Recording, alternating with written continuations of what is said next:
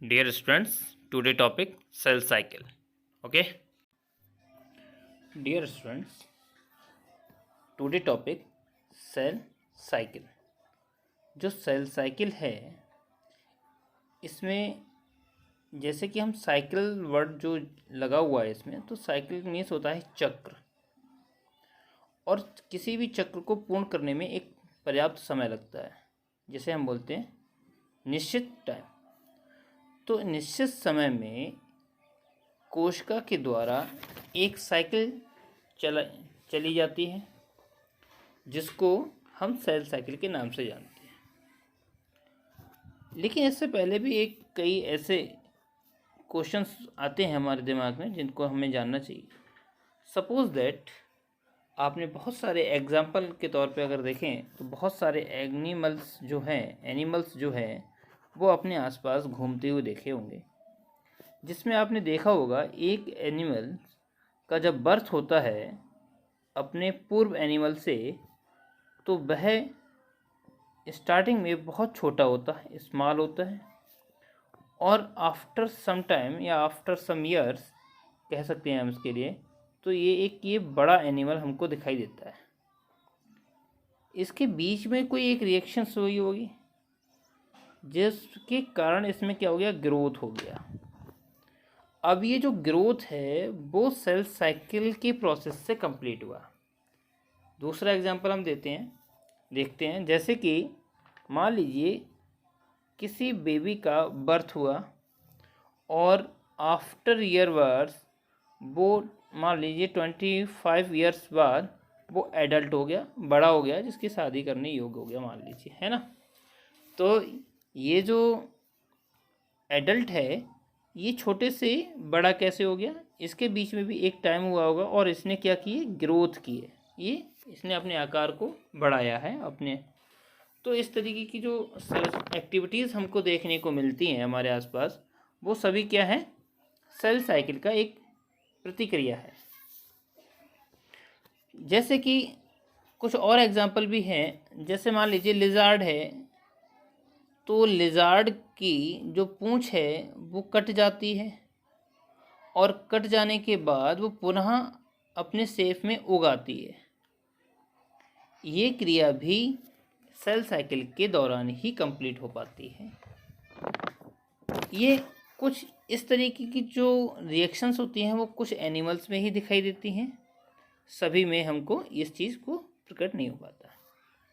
इसलिए हम cell cycle जो हमारा टॉपिक है उसको कह सकते हैं, a cell cycle is a series of events that take place in a cell as it grow and divides to the next।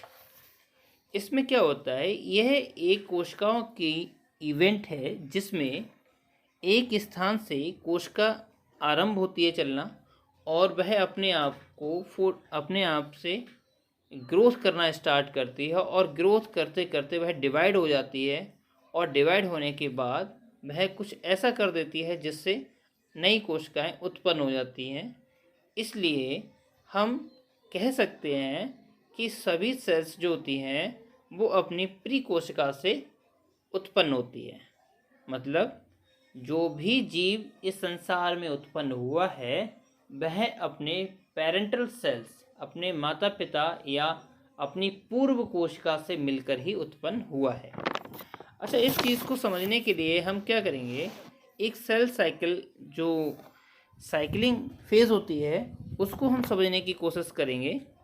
ये जो सेल साइकिल है, जैसा कि आज डायग्राम में हम देख पा रहे हैं कि ये जो सेल साइकिलिंग है यह M G phase, G1 phase, S phase और G2 फेज़ में टूटती है। तो इसमें ये जो सब हैं, ये G, M, G1, S और G2 है, ये इसकी अवस्थाएं हैं।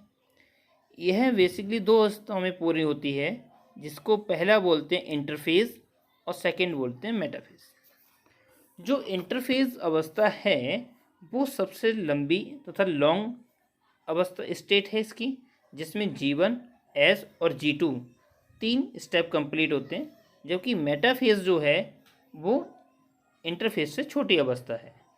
मेटाफेज में भी 4 अवस्थाएं और बन जाती हैं, जिसे हम बोलते हैं PMET, prophase, metaphase, anaphase and telophase. तो ये सारी अवस्थाओं के नाम हैं जो हमें जान लेना चाहिए। अब हम क्या करेंगे, जो हमारा डायग्राम है उसको पॉइंट बाय पॉइंट हम जानने की कोशिश करते हैं।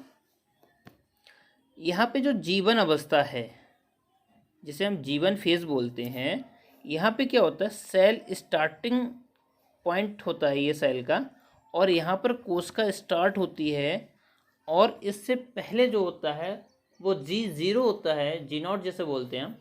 तो उस अवस्था में सेल रिक्वायरमेंट पूर्ण करती है जो उसके लिए चाहिए। जैसे किसी चीज़ को वर्क करने से पहले उसको एनर्जी की आवश्यकता होती है, ऐसे ही कोशिका को भी कार्य करने से पहले एनर्जी की आवश्यकता होती है।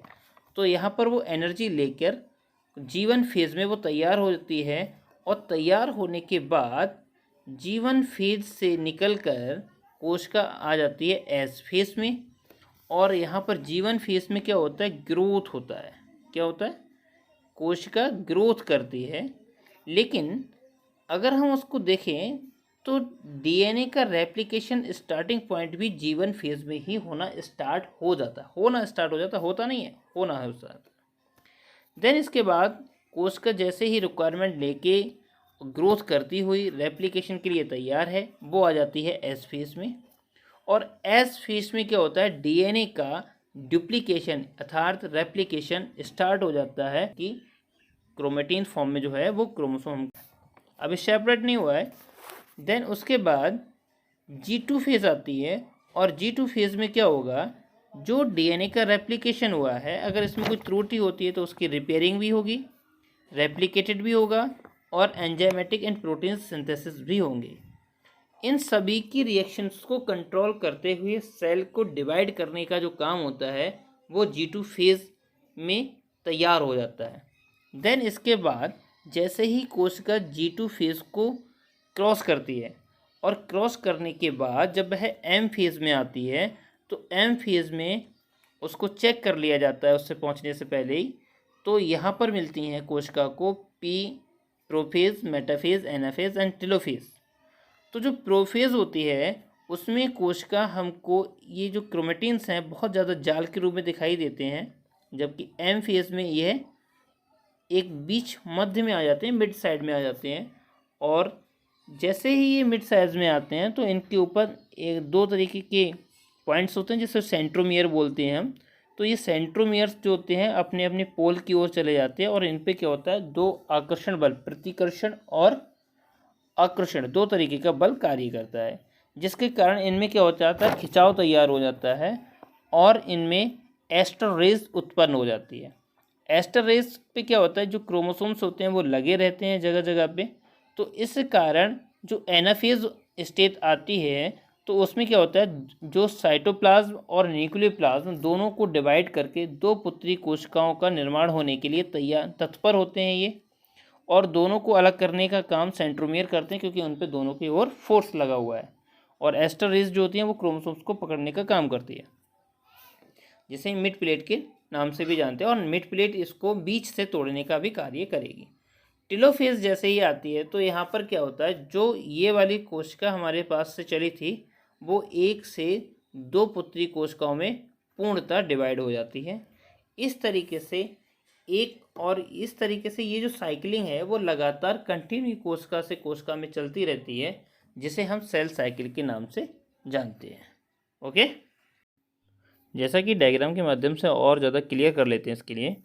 जैसे कि ये जो G1 फेज है, यहाँ पर कोशिका रिक्वायरमेंट को एब्जॉर्ब करती है और कोशिका स्टार्टिंग पॉइंट के लिए तैयार हो जाती है।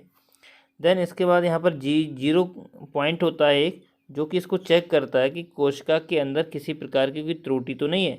अगर त्रुटि है तो वो यहीं से इसको रिप्लेस कर देगी, और यदि सही है तो वो आगे बढ़ जाएगी। फिर आ जाएगी ये GS फेज में, यहाँ पर डीएनए का डुप्लीकेशन होगा। जैसे कि आप देख रहे हो क्रोमेटिन है वो यहाँ पे 2 तरीके के क्रोमेटिन तैयार हो गए एक्स आकार के। उसके बाद यहाँ पर कोशिका ग्रोथ करेगी, और ग्रोथ करने के बाद G2 फेज में पहुँच जाएगी, और G2 फेज में कोशिका अपने आप को डेवलप करेगी और ज़्यादा विकास करेगी। जिससे वो माइटोटिक फेज़ में पहुंच जाएगी। और माइटोटिक फेज़ में पहुंचने के बाद यहाँ पर क्या होगा, गुणसूत्र जो हैं वो आपके डेवलप हो जाएंगे बहुत सारे, और उसके बाद यहाँ पे ये प्रोफेज़, एनाफेज़, मेटाफेज़ और टेलोफेज़ में ये कन्वर्ट हो जाएगी। देन उसके बाद यहाँ पर हो जाएंगे सेंट्रोमियर, और जो सेंट्रोमियर होते हैं उनमें दो तरीके का बल होता है, एक अभिकेंद्रक होता है, एक अपकेंद्रक होता है, जिसके कारण इनमें खिंचाव आ जाता है और एस्ट्रेज रेज उत्पन्न हो जाती हैं, जिसके कारण ये साइटोप्लाज्म और न्यूक्लियोप्लाज्म में टूटकर अपने आप में दो पुत्री डॉटर सेल्स का निर्माण कर देती हैं। ये प्रोसेस लगातार चलती रहती है, जिसे सेल साइकिल कहते हैं। Okay, thank you.